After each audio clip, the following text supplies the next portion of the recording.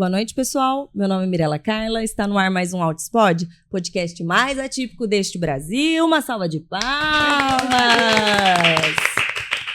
Estamos muito animados e estamos em Brasília. Sim, edição especial do Altispod, aqui na Clínica Speciale. E eu convido vocês de Brasília, da região, que venham conhecer a clínica. Aqui é espetacular. Uma clínica multidisciplinar, com espaço aberto, muita área verde. É desconstruir a ideia que a gente tem de terapia, né? Então, e para vocês que não são de Brasília também, e se profissionais que se inspirem em reproduzir esse tipo de terapia para as nossas crianças, né? Que seja lúdico, ao ar livre, de forma mais naturalista, né? E que é muito mais acolhedor para todo mundo, tá? E o tema deste bate-papo é muito importante para nós, famílias atípicas. São angústias que a gente lida todo santo dia. Não tem feriado para esse tipo de preocupação, né? Os direitos da saúde, principalmente questão de cobertura do plano. Tratamento do nosso filho é algo que muda completamente a qualidade de vida e vai definir esse nosso futuro, tanto da criança, do indivíduo, quanto de todo mundo que está ao seu redor, né? Porque quando a gente tem o diagnóstico de uma pessoa, minimamente 10 ali são diretamente impactados por aquele diagnóstico. Então, é muita mudança que a gente tem que fazer. E sem o tratamento adequado, a gente fica completamente desassistido. Então, para este bate-papo, nós temos aqui, ela é advogada, é especialista no direito da saúde, atua muito com os direitos dos autistas, né? E a neuropediatra, que é uma das donas aqui da Clínica Speciale. Então, recebo minhas convidadas, doutora Carolina Carrige, doutora Angélica Ávila. Uma salva de palmas! Sejam muito bem-vindas, meninas. Obrigada pelo convite, é uma satisfação, é um prazer estar aqui nesse bate-papo. E olha, desse tema tão espinhoso, né? Por que você escolheu, na verdade, direito da saúde, doutora? Conta pra gente. Bom, na área do direito à saúde, eu posso dizer que eu fui escolhida, né? Eu acho que muitas famílias... Pode cortar? Não, pode continuar. Pode cortar? Pode, ela corta e continua, e vai. Então marca aí. Pode. Quer começar? Isso, começa então vai. Novamente. Corta aí. Eu passei para Carol. Eu acho que eu posso dizer que eu fui escolhida dentro da área do direito da saúde, né? Que a área do direito da saúde me abraçou. E eu, de fato, encontrei aí propósito, sentido e realização na atuação do direito da saúde, prestando esses serviços não apenas aos interessados, mas também às famílias, né? Porque essa atuação ela tem reflexo também para os entes daquela família. E é isso de concretizar. A gente sabe que o direito da saúde é para todos, mas na prática a gente precisa dessa provocação e judicialização muitas vezes para conseguir o acesso, né? Sim. E a gente até estava conversando aqui nos bastidores da importância dessa parceria. Então, a doutora Carolina e a doutora Angélica estão sempre conversando, às vezes é o mesmo cliente e paciente em comum, a necessidade do apoio do médico de fornecer um bom laudo, né, doutora? Discriminando certinho o que aquele paciente precisa, quantidade de horas, o porquê que precisa de determinada terapia especializada, não é? A gente precisa mostrar ali para pessoas que não têm o conhecimento, né? A pessoa ali, um juiz, né, Carol? Não tem o conhecimento aprofundado das necessidades daquele paciente, do porquê que esse paciente está precisando de determinada terapia. Então, a gente precisa discriminar o mais detalhado possível a urgência, a necessidade, a carga horária, o planejamento ali. Então, você precisa realmente de dedicar algumas horas ali para elaborar um bom relatório, um bom laudo que vai justificar essas necessidades, né? Não é nada do nada, né? Exato. Tem um fundamento e eu preciso mostrar que esse fundamento existe. Eu recebo até bastante perguntas, assim, de mães falando, mas precisa dar o diagnóstico na primeira consulta, né? Eu preciso do laudo. E a verdade é que, de fechar ou não o diagnóstico na primeira consulta, isso pode ser questionável, né? Mas sem o laudo, a gente não faz nada. Não faz nada. Não tem acesso a terapias, não tem acesso aos outros direitos, né? Que vai possibilitar uma melhor qualidade de vida. Muitas famílias deixam de ir para uma terapia por exemplo, não ter acesso, não ter recurso financeiro de uma passagem de ônibus. Então, são alguns direitos que só o laudo que vai permitir com que essa família tenha condição. Nós costumamos dizer que o juiz, ele não é especialista em direito à saúde, mas as famílias precisam de um advogado que seja especialista em direito à saúde, independentemente do fechamento do diagnóstico, porque inúmeras vezes eu sou procurada por pais que ainda estão com seus filhos em fase de investigação e por isso entendem aí que não fariam jus, né, a uma demanda judicial, a entrega, né, pelo Poder Judiciário de uma decisão favorável. Mas, em inúmeros casos, essa fase de investigação é que é de suma importância para possibilitar um tratamento adequado. E, então, é imprescindível um relatório. O sucesso da ação, né, o relatório médico, ele tem impacto diretamente no sucesso de uma demanda judicial. E o advogado da saúde, ele precisa ser sensível a essas ocasiões, porque ele deve compreender, ele deve conhecer a realidade fática dessas famílias, em saber que as famílias encontram o primeiro entrave, no primeiro momento, em encontrar um médico especialista que possa fornecer de bom grado esse laudo com todas as especificações. E aí eu costumo dizer, o médico deve direcionar o seu laudo para um juiz leigo, de tal modo que aquele laudo espelhe de modo fidedigno a necessidade da criança. E, em inúmeros casos, as necessidades são colocadas para mim pelas famílias, mas não constam as informações de suma importância em um laudo. Quando nós estamos falando de uma seletividade alimentar, mas de uma seletividade alimentar severa. Exato. Quando nós estamos falando, por exemplo, do baixo peso, quando nós estamos falando da necessidade de um método específico. Então, os pais só conseguem através de um laudo. Esse laudo é de suma importância. Por isso que essa relação na esfera jurídica, de um advogado especialista com os pais e que consigam interligar isso com a área médica. Eu tento sempre expor de que o advogado não está dizendo para o médico que o médico deve prescrever. Nós não estamos entrando nessa esfera. Sim. Nós estamos pedindo que ele de fato especifique. Se é um tratamento tão importante, se é tão necessário, se é urgente, se é imediato, se fará diferença ao longo da vida daquela criança, assim como fará também da família, nós sabemos, por que não constar essas informações não é? em laudo? Assim, você colocar de forma muito genérica, né? Isso atrapalha absurdamente. E é bem isso, a gente não está pedindo para o médico colocar o que não for a verdade.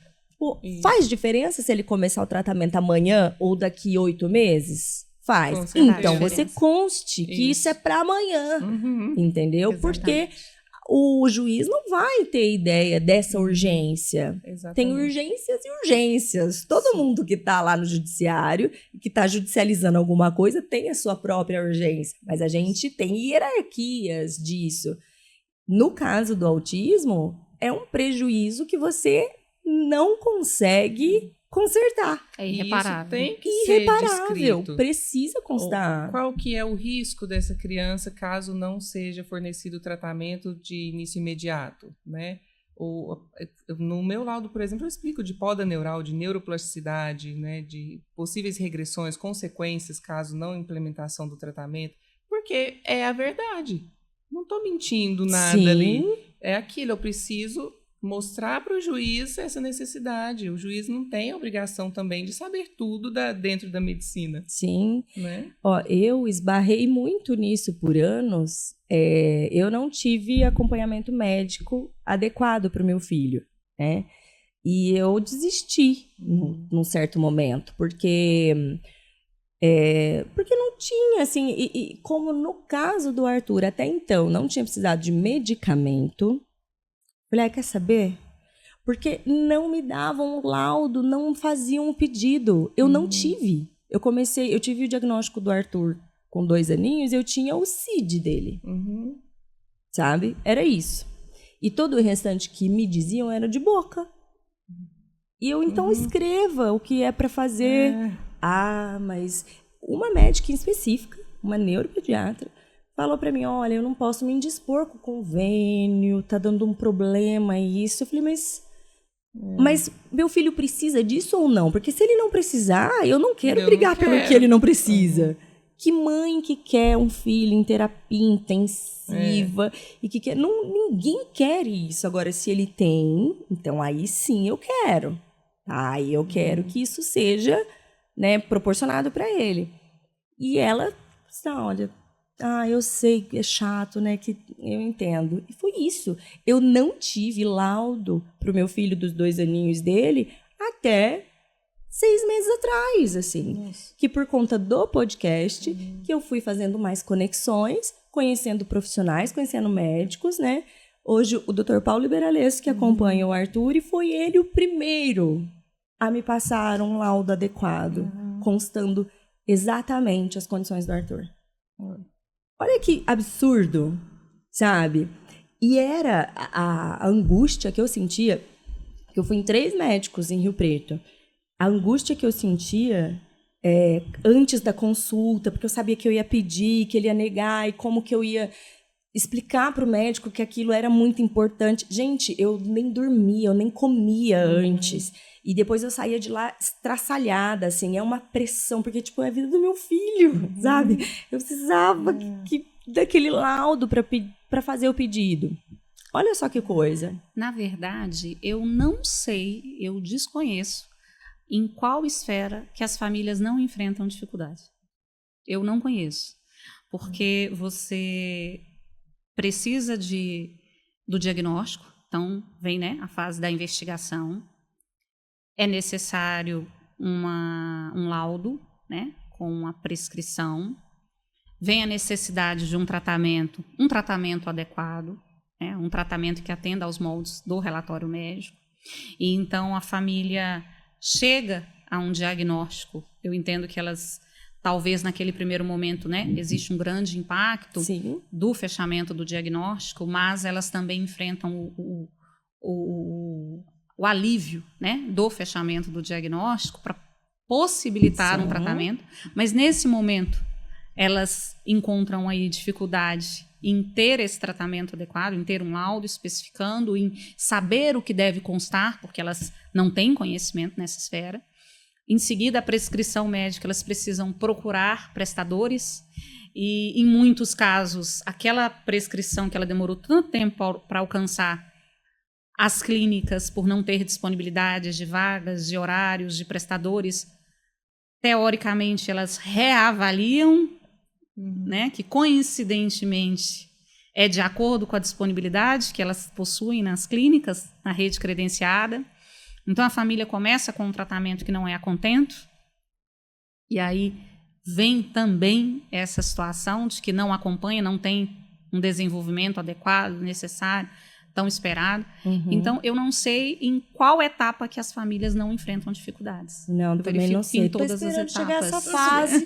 Isso não aconteceu ainda, mas esperança, né, a gente sempre tem. É um leão por dia. Todo dia é um pepino. Exatamente. Todo dia. E as famílias se questionam se eu tenho esse direito, eu devo usufruir desse direito, isso é possível, eu posso solicitar, mas além desse tratamento eu posso solicitar. Então elas, na verdade, em muitos casos elas não têm conhecimento dos direitos, em outros casos muitas famílias são constrangidas em não exercer aquele direito. Sim, são constrangidas em não exercer. Porque dá medo mesmo de você enfrentar uma briga e aí o convênio te mandar para outro profissional, mas você sabe que ele não é capacitado, você queria aquele, aí você tem medo de perder aquele, de perder aquela vaga, aí eu vou fazer o quê? Né? Porque aí o convênio diz, eu não tô negando, eu te forneci, né? Mas a gente sabe que aquele profissional não está capacitado, ele não tem a especialidade que precisa. E eu escuto de muitas famílias, quando nós conseguimos a disponibilização de um tratamento adequado, muitas famílias confessam, doutora, eu de verdade eu não acreditava. De verdade. Eu pleiteei essa cobertura, eu sei da importância, da necessidade, eu sei que é um direito do meu filho, mas de fato eu não acreditei que nós fôssemos conseguir, ainda que judicialmente. É até mesmo um descrédito por parte do poder público, por parte do judiciário, de tudo. Né, por parte das operadoras de plano de saúde também. É isso mesmo. E quando a gente tem um bom laudo, todo fundamentado, mas aí o plano, então tem o médico do plano que vai dizer que não e vai contradizer aquilo e querem te encaminhar justamente para menos horas ou algum profissional que não tenha essa certificação, essa especialidade. E aí? Como Na fica? verdade, nós estamos enfrentando aí, atualmente, nós tivemos aí várias modificações, né, várias inovações legislativas, né, com a própria lei que determinou que o rol da ANS é exemplificativo, então que é devida à cobertura, independentemente de constar no rol, resoluções da ANS que determinam cobertura ilimitada para transtornos globais de desenvolvimento. No entanto, a percepção que nós temos é que as dificuldades elas aumentaram. E por que elas aumentaram? Porque nós podemos dizer que até o ano aí de 2022, nós tínhamos a negativa explícita por parte dos convênios. As operadoras, quando eram procuradas para autorizar determinados métodos, terapias, tratamentos, ela apresentava a negativa formal em decorrência única e exclusivamente da ausência de previsão no rol da ANS. E aí nós conseguimos apresentar para os juízes, né, para o judiciário, essa negativa de atendimento. Só que agora o que acontece é que você solicita a cobertura, esse é o caminho que os pais passam, eles conseguem uma prescrição, eles solicitam a cobertura, a disponibilização do tratamento ao plano. O plano não nega, porque ele não pode negar. E então ele te direciona a um prestador, como se teoricamente ele estivesse disponibilizando o tratamento, mas não é o tratamento adequado, né? Os prestadores não atendem aos termos da prescrição médica, mas você não tem a negativa. Sim. E aí o trabalho ele agora é muito mais árduo em comprovar que aquele estabelecimento ele não atende aos termos da prescrição. E comprovar de que forma? É necessário solicitar a certificação destes profissionais e as famílias encontram um entrave na medida em que as clínicas informam que apresentam aos planos e os planos não apresentam às famílias. Então, elas não conseguem ter essa informação, essa transparência.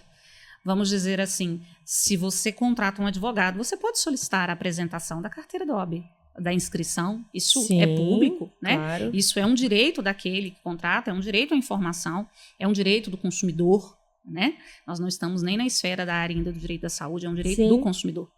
E a necessária... Se eu comprar uma comida, um alimento, eu tenho o direito de ter discriminado a composição. Exatamente. Se eu comprar uma bolacha, eu preciso saber se tem glúten, se tem açúcar, né? Por que eu vou contratar um profissional da área da saúde e eu não vou saber da formação dele? Exatamente. E as famílias são recebidas muitas vezes com as seguintes informações. Não se preocupe. Nós não temos essa certificação, mas temos muita experiência. Não se preocupe. Não é um tratamento adequado e específico para TEA, mas serve também. Essa é a frase clichê. Sério? Serve também.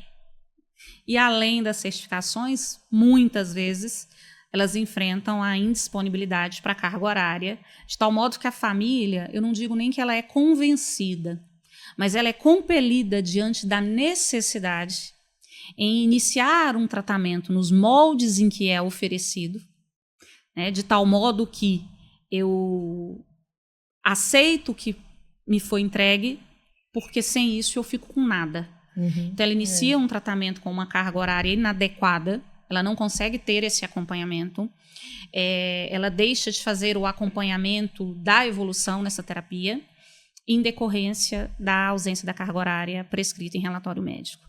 Então, estes são entraves que as famílias vêm enfrentando. As negativas veladas. As negativas veladas, em decorrência de que a indisponibilização de um tratamento equivale a uma negativa desse tratamento. O tratamento fornecido parcialmente equivale a uma ausência de tratamento. Perfeito. Entenderam, pessoal? Isso é muito importante.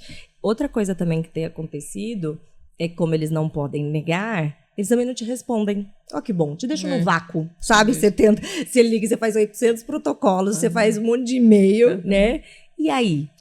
Nestes casos, nós apresentamos para o judiciário de tal modo que, se não foi disponibilizado ao consumidor um meio de contato adequado, que isso deve partir das operadoras, se ela tem, quais são os meios de contato que ela possui, se ela tem exclusivamente o número do WhatsApp, aquele número do WhatsApp ele deve servir para apresentar solicitações de coberturas, dúvidas, Sim. reclamações.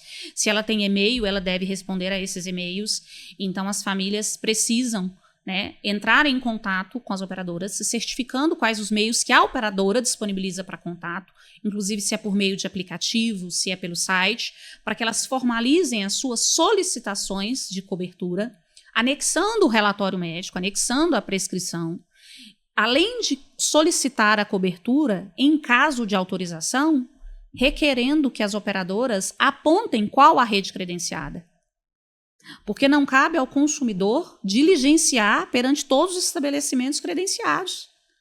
Isso é de alçada das operadoras. Então, a operadora deve disponibilizar a informação adequada ao consumidor. Na medida em que ele solicita essa informação, ele não tem a resposta dentro do prazo estabelecido, ele pode considerar isso como sendo uma negativa de atendimento, uma negativa de cobertura, e que está indisponibilizando o tratamento. Por isso equivale como uma negativa para a cobertura do tratamento. Não é uma negativa expressa, Sim. mas é uma negativa tácita. É porque eles vão colocando barreiras de acesso, Sim, né? Então, dificultando. dificultando todo E esse as caminho. famílias, é todo um sistema, né, afetado. Não é apenas a garantia de cobertura do tratamento indicado no laudo, né? E aí a família já está desgastada, sobrecarregada, enfrentando ali, passando pelas fases do luto, e vem problemas financeiros, vem todo um contexto, e aí ainda tem a escola, você já fica doida também atrás da escola, entendeu? Sim. Então é luta atrás de batalha todos os dias. E aí você desiste. Chega um momento que muitas famílias falam, doutora, desisto, eu não vou conseguir, e pronto, né? Então, e também até por profissionais, até por parte dos advogados, de orientar essa família direito, né? De explicar o passo a passo.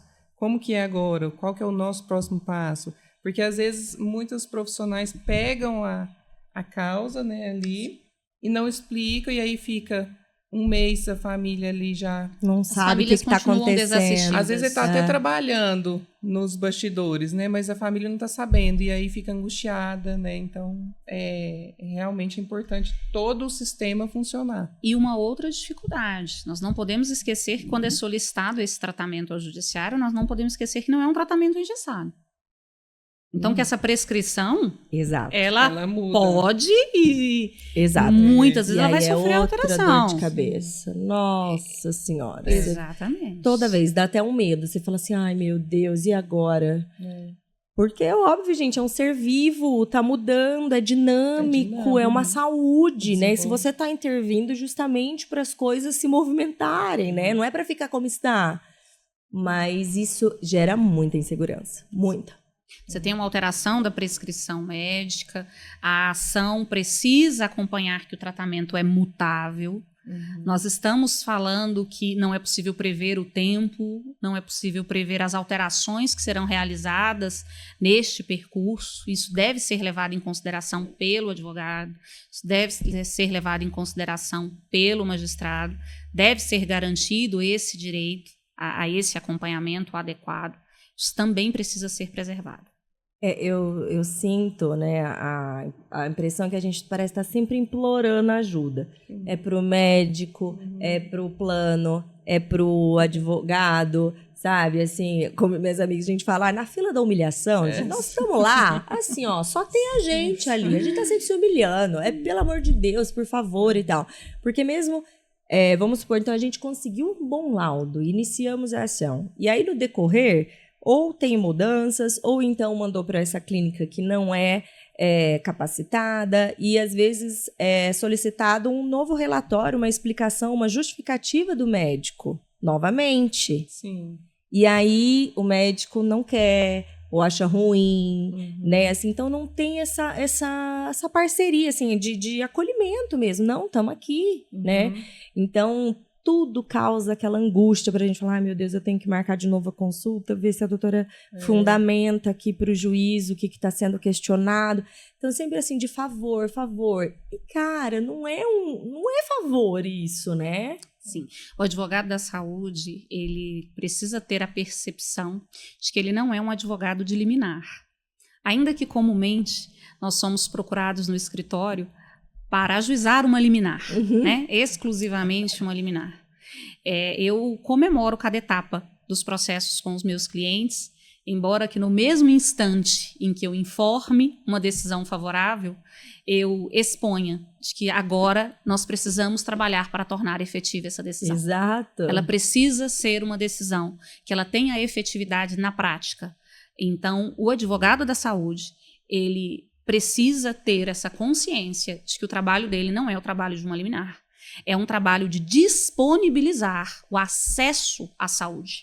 Então, não basta que você tenha o direito à saúde, você precisa ter o acesso à saúde em todos os seus aspectos. E isso é muito importante. E as famílias precisam ter, esta é a palavra, as famílias precisam ter o acolhimento necessário. E é também esse o trabalho da advocacia. É um trabalho social, é um trabalho em prol das famílias. Eu sei que a atuação, ela fará diferença não apenas no tratamento da criança, ao longo da vida da criança e para aquela família. Sim. Isso de fato faz a diferença. E a gente até falando disso, da questão até da sobrecarga materna, né, e tudo, as aflições aqui. E quando estava nessa votação do rol taxativo, né, gente... Eu ainda perguntei, né, para a doutora, o telefone dela devia pipocar o tempo inteiro. Eu lá em Rio Preto, ali na região, as minhas amigas, todo mundo, a gente com a TV ligada, na TV plenário, ouvindo voto por voto, sabe? Assim, porque aquilo era a nossa vida, entendeu? Do tipo, se for negado, um mundo de pessoas desassistidas ali a mais, né? Então... o impacto que isso tem. E até a amiga nossa lá, eu lembro que ela tinha saído para jantar com outros casais, né? E aí só ela era mãe atípica. E o pessoal falando de um monte de coisa, e ela assim, gente, nossa, isso do rol taxativo, né? Vocês estão acompanhando, né? E o pessoal, rol o quê? Né? Eu falei, cara, a gente na nossa bolha azul, às vezes dá a impressão que tá todo mundo vivendo aquilo que nós estamos vivendo, só que não. Porque se estivesse... teria impacto maior de políticas públicas, de acolhimento, né, e tudo mais. Então, somos uma gigantesca minoria, mas ainda somos uma minoria. Então, a gente fica muito nesse mundinho nosso, né? Igual a gente estava falando de, às vezes, parece aquilo tão óbvio e tão fácil, e aquilo é tão simples... Mas não é. Para a grande maioria isso nem chega, nem sabe que é possível. Igual essa paciente que você atendeu, que ela já tipo, não é possível ter um laudo, nenhum médico faz isso. Às vezes a gente tem uma falsa impressão, só por conta deste miolinho que a gente vive, em que as coisas acontecem e que as pessoas sabem disso. Mas não sabem. Não sabem dos direitos. Não sabem do que podem brigar para ter acesso. Né? Isso ainda é muito distante. E por isso que é tão importante o olhar, o aspecto que a doutora Angélica traz, na medida em que ela aponta a necessidade do autocuidado para essas mães, Sim. para essas famílias, né? Para que elas se atentem a isso também. E é por isso que ela tanto levanta essa bandeira de que vocês precisam correr atrás dos direitos. Vocês precisam saber dos direitos que vocês têm. Vocês precisam lutar por esse direito. E muitas famílias são encorajadas graças ao trabalho que ela realiza. Porque ou não sabem dos direitos que possuem, ou não têm, não vamos dizer a coragem, mas muitas vezes são constrangidas em não recorrer aos direitos que elas possuem, não é verdade? Acaba que o ânimo também, né? Eu sempre falo, mais uma vez, é o sistema afetado, né? A busca ali que a gente sempre está orientando do autocuidado, do autoconhecimento, é para isso. Você com o pensamento organizado, você está com o pensamento organizado. Então, você vai estudar mais, você vai ler sobre outras coisas a não ser as características do autismo, e sim o direito. E aí você tem... É como se fosse uma força mesmo que sai de dentro para fora, que faz com que essa mãe vá ter ânimo para lutar, porque fácil não é. Nada é fácil. Então, ela precisa estar bem para conseguir lutar pelos direitos deles também, né? E aí vem também a importância disso que a gente está fazendo aqui, num sábado, né? Na verdade, desde quinta, nessa edição gravação especial. Direto. 12 horas de gravação por dia, porque não temos um motivo maior a não ser um propósito de levar informação de qualidade, o que essas famílias precisam correr atrás, principalmente para aquelas famílias que têm menos acesso, têm menos recursos, né? Opa, a doutora Carol está falando que eu posso ir atrás, entendeu? Então, eu vou ler mais um pouco aqui, vou buscar ajuda e vou atrás. Então, a gente está aqui para isso, para levantar mesmo a bandeira e garantir aí uma melhor qualidade de vida, né? Pelo menos. Da luta pelos direitos, porque é uma luta. Essa é a palavra, a luta pelos direitos. É uma luta diária, ela é uma luta consigo, ela é uma luta perante a sociedade, ela é uma luta em todas as esferas, ela de fato é uma luta. Eu coloco dessa maneira porque nós não temos como nos manter distantes dessa realidade. Já aconteceu casos em que foi possível viabilizar um tratamento, mas a criança era cadeirante e não tinha um meio de locomoção pelo Estado. Então, e como vamos resolver? Né? Então, já entramos na esfera do poder público. Como é que será viabilizado?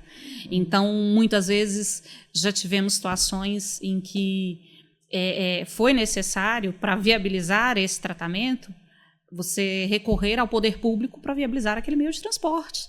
Então, está além. Os entraves, eles são colocados a postos diariamente. E a questão, quando a gente vai fazer a contratação do plano, a carência, como é que funciona? É obrigatório ter carência? Sempre tem um prazo mínimo, máximo? Vamos lá. Eu prefiro não simplificar esta questão como uma única frase, né? Se tem carência ou não tem carência. O que acontece é que as dúvidas comuns às famílias é que no ato da contratação é fornecido as primeiras declarações para preenchimento, né, do plano de saúde. E consta naquela relação para que você, inclusive, especifique as doenças. Então, a família, tendo conhecimento que o autismo não é doença, né, não é uma doença, não é doença pré-existente, não sendo doença, não pode ser caso de doença pré-existente, não preenche, não informa.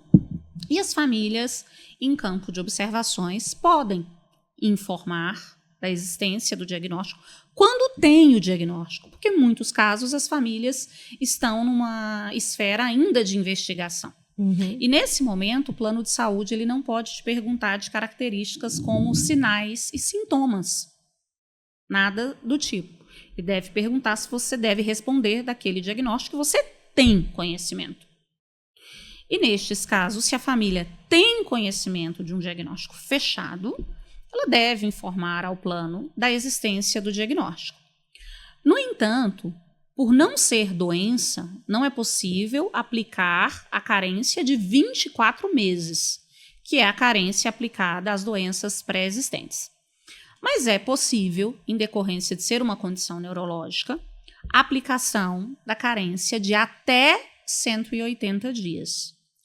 No entanto, considerando que o tratamento para o TEA, e isso tem sido cada vez mais propagado, que ele é um tratamento de uma necessidade imediata, de uma necessidade precoce, da imprescindibilidade de um tratamento imediato, então é possível solicitar a cobertura ao plano e, se for negado em decorrência da carência, é possível solicitar judicialmente a quebra da carência pelo motivo da urgência. Por quê? Casos de urgência, a carência é de 24 horas.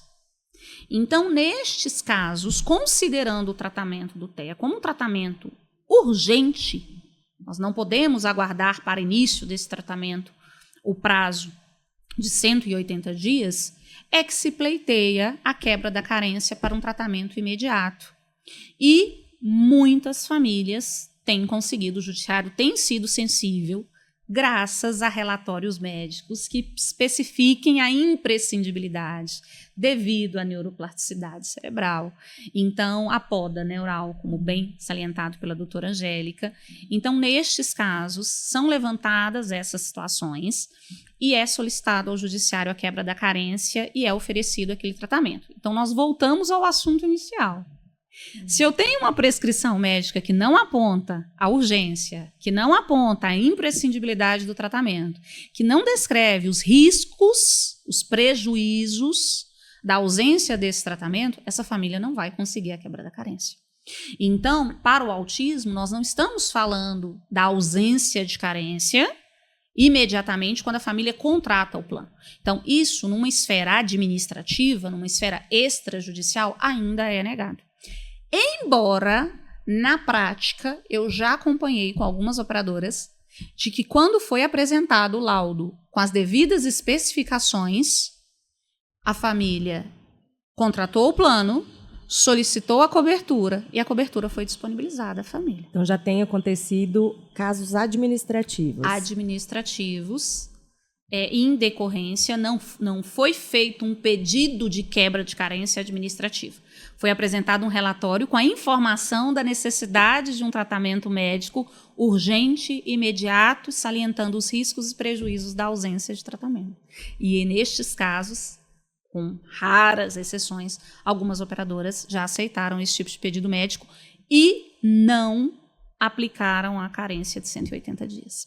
Mas, para aqueles casos em que é negada a cobertura em decorrência da carência, se você tem a prescrição médica com as devidas especificações, é possível pleitear judicialmente a quebra da carência por se tratar de um tratamento urgente e em decorrência de que, em casos de urgência, a carência é de 24 horas.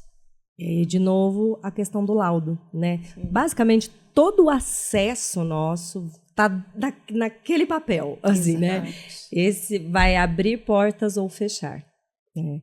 É imprescindível, a gente não tem o que fazer. Sem o laudo, você já começa ali o desamparo. Sim. Já começa ali o desamparo. Porque, judicialmente, as chances são muito pequenas, com um laudo fraquíssimo, um laudo genérico, um laudo apenas com um CID. Um laudo que solicita. Nós costumamos dizer que é necessário um relatório médico, não é um pedido médico, não é um encaminhamento. Não se encaminha à terapia ocupacional, não se encaminha à ecoterapia. Deve-se descrever qual o diagnóstico, quais as condições, qual o tratamento, quais os acompanhamentos que estão sendo realizados. É importante constar essas informações em laudos. Algumas informações, como, por exemplo, a necessidade de quais certificados. Além disso, não apenas os certificados, mas também a necessidade de um tratamento contínuo. Muitas famílias enfrentam casos em que, por questões administrativas, alheias à prescrição médica, alheias a questões que dizem respeito à família, tem o tratamento suspenso, não em decorrência da negativa de cobertura, mas em decorrência da demora na emissão da guia de autorização. De tal modo que aquela guia de autorização valeu por um mês, na próxima semana você tem uma interrupção e você aguarda a autorização para daqui 2 semanas, daqui 7 dias, a família perde a vaga na clínica, o tratamento é interrompido, ou seja, está sendo oferecido um tratamento, mas não está sendo oferecido um tratamento contínuo, um tratamento ininterrupto, que vai ter prejuízo. São tantas coisas, né? Nossa, a gente esbarra em muitos entraves. E a contratação, o sistema de coparticipação? Vamos lá. A respeito da coparticipação, a coparticipação, ela deve constar em contrato. Então, a coparticipação, ela só pode ser exigida se tem uma cláusula contratual. Essa cláusula contratual, ela deve fixar os limites para a coparticipação. E a regra é de que a coparticipação, ela não pode inviabilizar o tratamento. Ela não pode inviabilizar a indisponibilidade do tratamento. Ela não pode ser uma coparticipação de tal modo que ela inviabilize a realização do tratamento. Então, em muitos casos, nós podemos acompanhar que as famílias têm optado pela não contratação de planos com coparticipação em caso de diagnóstico do transtorno do espectro autista, em decorrência da necessidade de um tratamento que ele é contínuo, que ele é ilimitado, que ele é intensivo. Então, para essas famílias, não é recomendável a contratação de um plano com coparticipação.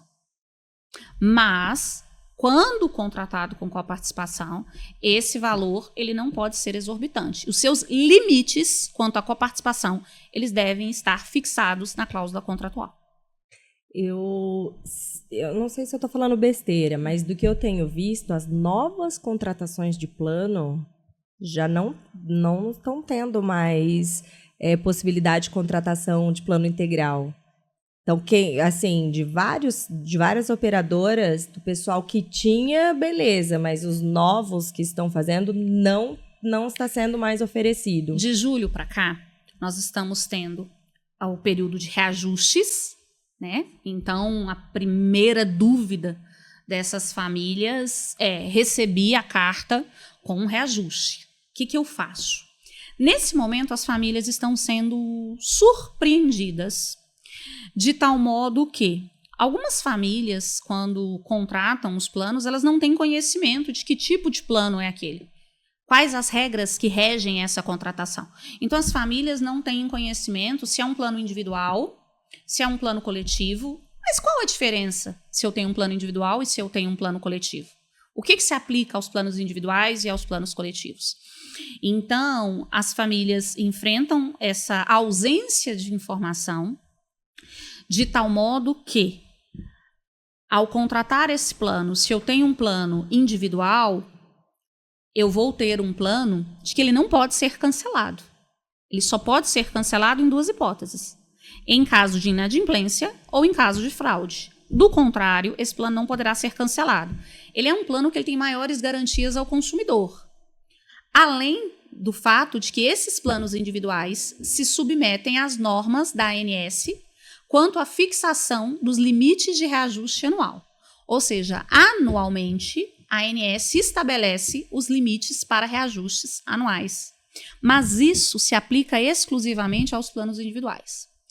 No entanto, no ato da contratação, muitas famílias optam ou são induzidas à contratação de planos coletivos pelo primeiro motivo, de que as operadoras tendem a não comercializar planos individuais.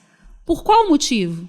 Exatamente pelos motivos que eu citei anteriormente. Mais oneroso para elas. Seria necessariamente planos que tendem a resguardar os interesses do consumidor. Então, nestes casos, as operadoras optam por não comercializar planos individuais. Plano individual, quando você diz o coletivo, os planos família? Os planos coletivos são planos familiares, planos empresariais. Nestes casos, a contratação, o plano de saúde, ele não se submete aos índices de reajuste da ANS. Carol, então você está dizendo que pode ser praticado qualquer índice? Pode. Se ele não tem um limite, então ele pode praticar qualquer índice. Além disso, ele é um plano que ele pode ser cancelado pela operadora a qualquer momento. Então, no contrato, após o período da contratação, o período de 12 meses, aquele plano pode ser cancelado sem motivo justificado. Então, ele tem o prazo de vigência, mas após o prazo de vigência, ele pode ser cancelado independentemente da inadimplência, independentemente se é um caso de inadimplência. Então, nestes casos, as famílias são surpreendidas com reajustes que não se submetem a limites e precisam levar esses reajustes à discussão do judiciário.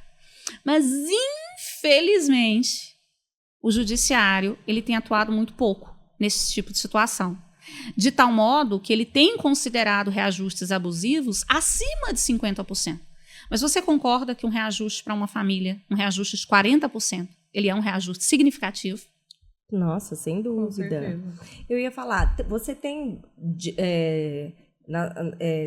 todos os clientes assim que você atende, qual que é a média de clientes que tem esse plano individual? Mínima. Eu ia falar, eu estou aqui pensando... Mínima. Planos antigos, normalmente planos antigos, alguns são planos individuais, mas uma quantidade mínima. Por isso nós tivemos recentemente vários cancelamentos, várias Sim. famílias se surpreendendo com cancelamentos unilaterais. Eu acho, eu tô pensando aqui de todas as famílias assim que eu convivo, eu acho que eu não conheço nenhuma que não seja assistida pelo plano família. Algumas é o empresarial, mas a maioria é o plano família, a cobertura. Famílias têm que fazer o do pai e colocar a criança, né? Isso, a família toda ali junto, pai, filho, então.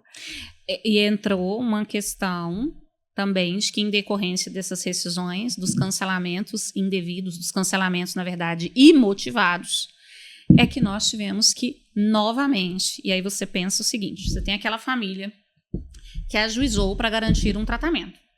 O tratamento está em curso. Essas famílias foram surpreendidas com a rescisão do contrato. O que acontece nesse momento? Ela tem que judicializar para defender a manutenção do plano. Só que para que ela consiga fazer isso, ela precisa comprovar que tem um tratamento em curso. O tratamento em curso ele não pode ser interrompido. Só que nós vamos voltar para a mesma questão. Se quando foi judicializado a cobertura do tratamento, se o advogado não especificou da necessidade daquele tratamento de forma contínua, de forma ininterrupta, sem previsibilidade de alta, como é que nesse momento ele consegue defender a necessidade da manutenção desse plano? Só que se isso já foi feito no primeiro processo, você ajuiza esse tratamento pedindo a garantia de que esse tratamento seja mantido, em decorrência da prescrição médica da necessidade de um tratamento urgente e imediato. Ou seja, se você pegou um advogado trabalhista para fazer a tua causa, Exatamente. você pegou um criminalista que ajudou você aí nesse processo, provavelmente essas não tem essas especificidades, né? O trabalho do advogado, do bom advogado, é ele entregar além daquilo que ele foi contratado. Eu sei que uma família, quando ela me procura, ela procura porque naquele momento ela necessita de um tratamento interdisciplinar. Mas eu tenho o dever ético de informar aquela família de que qualquer outro tratamento ou de qualquer outra necessidade que ela possa consultar o seu médico e que ele indique é passível de solicitação dentro daquele mesmo processo. Seja, por exemplo, o canabidiol, seja, além do método, o tratamento de ecoterapia. Então, eu informo isso de tal modo que ela entenda que aquela prestação ela lhe será útil. E eu explico para as famílias. Eu sou criteriosa com a elaboração do laudo para ajuizamento, porque se o médico não coloca que aquele tratamento é contínuo, no curso do tratamento, o seu tratamento ele é interrompido em decorrência da demora na emissão de guias. Mas a decisão judicial falou que o tratamento era contínuo, que ele era ininterrupto? Não mencionou. Eu pedi o método, ganhei o método. Então, o advogado ele precisa ter esse olhar, ele precisa ter essa atenção, de tal modo que o seu trabalho sirva à necessidade daquela família. Porque você sabe, e ela cobra de um advogado especialista. Doutora, a senhora sabia que isso poderia acontecer. Talvez o meu cliente não saiba, mas ele precisa ser informado de que isso poderá acontecer no curso do processo. E que isso já pode ser solicitado, nós já podemos nos precaver com relação a isso. Então, essas famílias, do plano família, empresarial, coletivo, e que receberam essas cartinhas, na verdade, assim, até o reajuste. É um colocar na parede, né? É um reajuste assim, meu Deus, é impraticável para pagar. Só que se eu cancelar, além da questão de perder o tratamento, a nova contratação, você já não vai ter acesso àqueles direitos, né, que tinham sido previstos ali. Porque do que eu tenho visto de todos os novos planos oferecidos, só no sistema de coparticipação. Exatamente. Olha só. E as famílias que não conseguem pagar esses reajustes, elas para que elas não corressem o risco de ajuizar, porque não é todos os casos que nós aconselhamos o ajuizamento, é feita uma análise de cada caso, né, inclusive qual índice que é aplicado, as famílias são compelidas a fazer a portabilidade, a portar, a ir para outro plano. E aí? Em caso de portabilidade, ela garante idêntica cobertura sem carência. No entanto, ela não garante os tratamentos que foram judicializados, porque os tratamentos que foram judicializados, eles foram judicializados em prol da operadora A. Sim. Então, não se aplica à operadora B. Ela não participou do processo, a ação não foi contra ela. Então, se ela faz a portabilidade para outra operadora e a operadora nega ou indisponibiliza o tratamento ou não autoriza, é necessário o ajuizamento de outra demanda.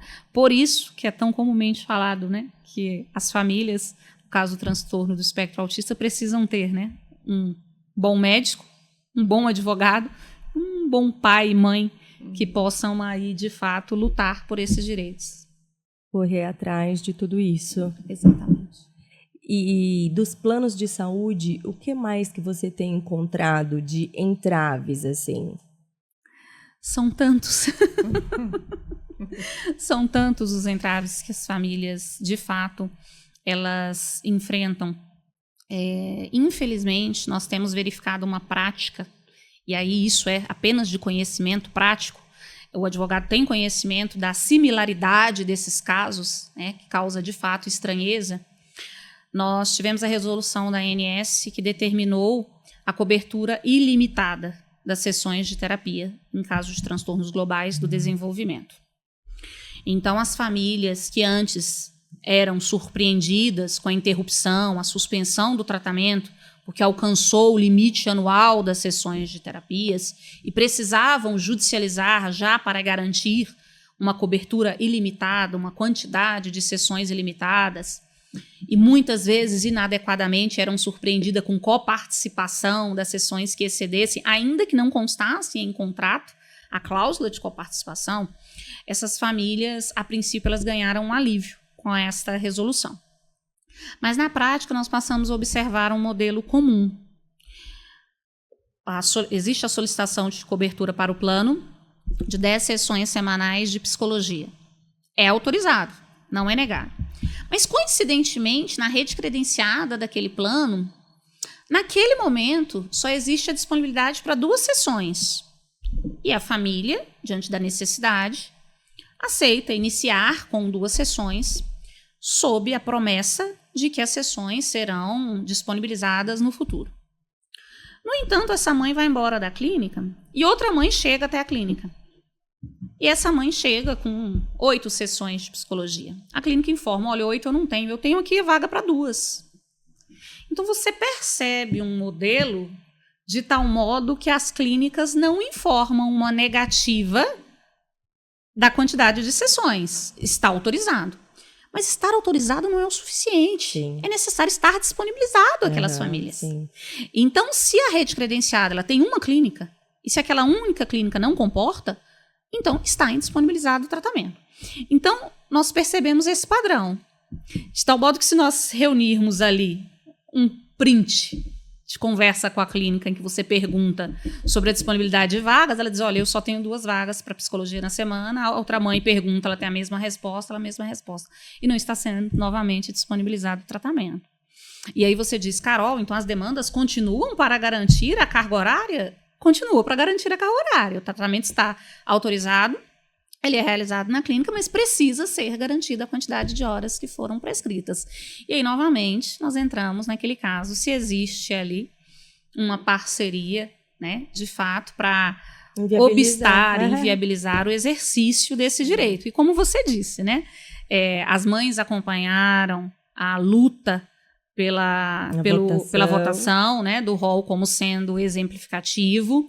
Ministra Nancy, extremamente atuante no STJ, recentemente se manifestou que as causas que ainda chegam até o STJ, que não, no sentido de que existe a discussão sobre o rol exemplificativo e taxativo, essas causas são uma matéria já pacificada em decorrência da legislação. A lei diz, então não cabe mais ao judiciário aplicar uma interpretação para aquilo que eu tenho na lei. Uhum. Além da discussão do rol exemplificativo e taxativo, as mães continuam acompanhando na medida em quando nós tivemos a promulgação da lei da ecoterapia. As famílias entenderam que então estaria disponibilizada a ecoterapia. Não. A lei regulamentou a ecoterapia. Os planos continuam negando a cobertura da ecoterapia. E aí, sucessivamente, com relação a tantos outros tratamentos. E é uma pergunta que eu recebo frequentemente. As famílias me perguntam, eu sou indagada para todos os aspectos. Carol, onde está escrito? Aonde é? Qual é a lei que diz? Né? Aonde é que está? Está pacificado. Deve ser fornecido o tratamento. Autonomia médica. O médico é quem prescreve.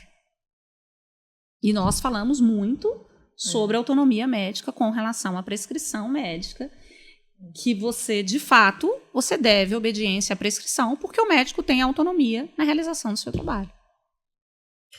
E até eu vejo também na prática um deferimento maior. Então, por exemplo, aba, acho que o pessoal dos convênios já entendeu, né? E não brigam mais tanto, mas algumas outras terapias, então, de integração sensorial, a gente ainda esbarra muito, né? Aceitam, então, o pedido de TO regular, assim, convencional, e isso de integração sensorial, a gente tem muito questionamento. Tudo que eu estou falando aqui, eu estou pensando do meu grupo, o que a gente tem vivenciado. Mas o ABA nós temos também, né? Do mesmo jeito. Também tem. Continuamos. Aqui no Distrito Federal e Nordeste, nós temos, sim, ainda o embate de que, quando a família não encontra na rede credenciada o ABA e é judicializado, os planos defendem com estas palavras: a terapia convencional ainda pode ser aplicada em detrimento da aplicação do ABA. Olha só, ainda ali da minha região ali, não temos visto mais esse tipo de questionamento, não. No Nordeste, nós conseguimos negativas de clínicas, né, as clínicas, ao indisponibilizarem o tratamento do ABA, informam as famílias de tal modo que nós temos o ABA, mas essa clínica tem o ABA, a clínica credenciada tem o ABA, mas o ABA não está incluído dentre as terapias autorizadas pelo plano em decorrência do alto custo. Nossa, gente, é uma palhaçada, sério, eu não consigo, olha, tem que ter estômago, viu?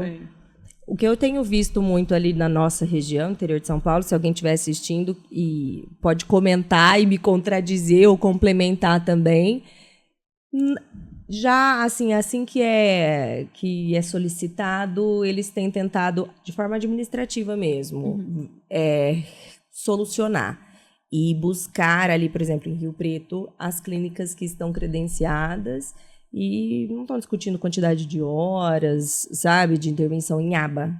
A aba ali não tem sido problema. Agora, psicopedagogo, aí, integração sensorial, o que mais que tem sido? Cobertura de exames. Nós temos exames, nós temos as negativas para cobertura dos exames. Exames genéticos, principalmente. Tem negativa. Aí tem também uma justificativa de que foi negado porque deve ser solicitado apenas pelo médico geneticista. Né? E aí a família fica lá mais quase um ano numa fila de espera. Não, imagina, até você conseguir o geneticista. Cara, é uma subespecialidade muito, assim, mais de um entrave para essas famílias. Né? E exato. Tem um outro entrave também, é que alguns convênios eles querem seguir uma hierarquia ali de um passo a passo de exames. Então, a gente solicita um determinado exame genético específico porque você é médico, neuropediatra, especialista em TEA, né? Está ali examinando aquela criança, avaliando, e você tem a sua hipótese diagnóstica, você quer investigar com o exame X, por exemplo. Ah, não, mas primeiro você tem que fazer tal, aí se esse vier normal, você faz tal, se esse vier normal, você faz tal, né? Aí, a exemplo disso é o cariótipo, a pesquisa de X frágil, o CGH Array, para depois autorizar a realização do exoma, por exemplo. E nós já temos vários estudos aí, principalmente internacionais, falando da superioridade da realização do exoma muito antes dos outros, né? Então, acaba que a família tem que ficar passando por isso, por esse passo a passo, que demora 2, 3 anos para eles autorizar. Autorizou um, realizou, 30 dias para ficar pronto. Aí autoriza o outro, né? Depois de tantos meses. Então, a gente fica travado, sabe, no acompanhamento correto desse paciente, né? Muitas das vezes. Negativa de cobertura para canabidiol também. Canabidiol, sim. Musicoterapia. Também. Aqui tem, então, também. A gente também musicoterapia, tem ecoterapia, canabidiol, também nós temos a negativa. E recebemos ainda laudos em que prescrevem canabidiol.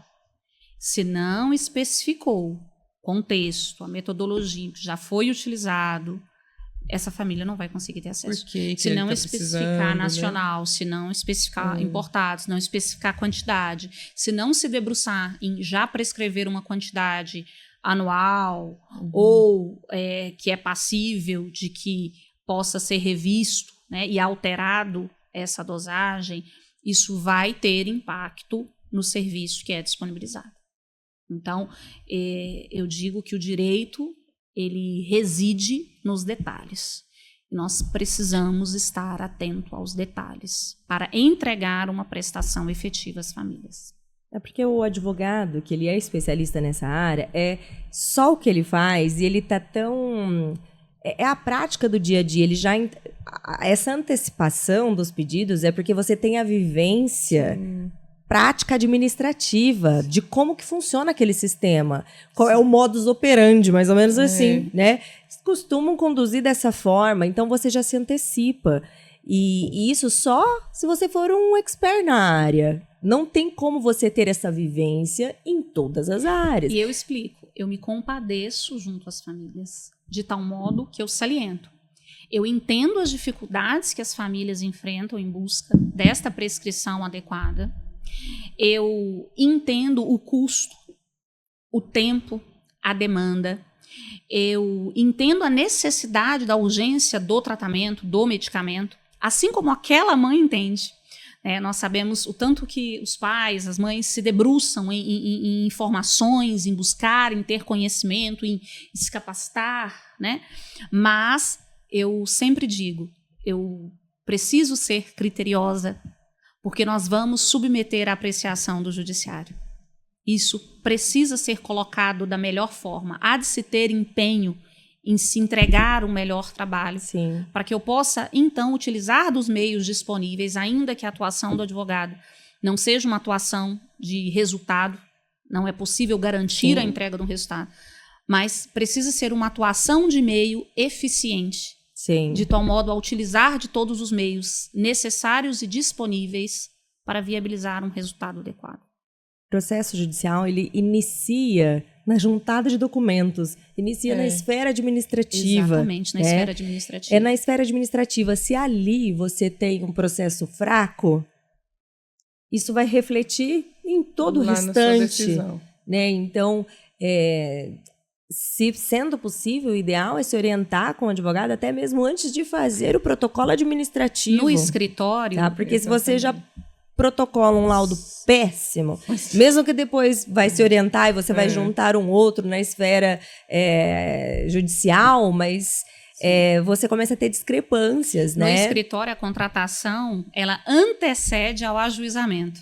Então, as famílias procuram para o ajuizamento. Eu digo que a contratação dos serviços compreende a fase administrativa, de tal modo que eu possa fazer o acompanhamento da análise da prescrição, da solicitação administrativa ao convênio, da impugnação à rede credenciada Todo disponibilizada, passo a passo. para que então, com essas provas pré-constituídas, nós possamos ir ao ajuizamento dessas demandas. Porque um processo administrativo mal feito, assim que você judicializa, além de documentação fraca, vamos supor que você teve bons documentos, que você anexou, mas até a forma, as respostas, os prazos, tudo isso, depois eles utilizam como desculpa, né? Eles ficam utilizando desses artifícios na questão administrativa. Mas não foi feito de tal forma, não foi protocolado determinada especificação. E aí você perde tempo de andamento tentando corrigir o que está ali atrás, né? Então você já não pode dar nem argumento. Se você monta desde lá do início, eles não...